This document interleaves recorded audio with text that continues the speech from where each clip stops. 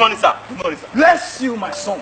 Thank you, sir. You were not in church today. Hey, Pastor, you know, I went to the ATM. ATM? The crowd there was... but... It was successful. It was successful. I'm here to surprise you, sir. Wow. Yes, my second name is Surprise. Woof. Wow. Pastor, I'm here to surprise you. You think carries My second name is Wait. Do you know what? No, sir. I have been praying for you. The family yet to be born, I have been praying for them. What you do for me now? You go on your knee and pray for you. I should go on my knees. No, get up. I'll go on the knee. Go fast. Wherever you are bring out this money, it will be replaced in double. My son. Okay, go down your knees. Go I will do it again if you want me to. Wherever you are bring out this money, it will be replaced in the name of Jesus. No problem, no problem. My son. You can stand up now. Go now. I should go. Go in peace.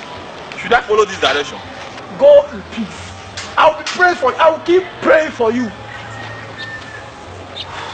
Ah, man. Carlos Woods. What the hell was that for? Escopeteya. To me, you have been the one putting a piece of paper in my office, boss. You will hear from me.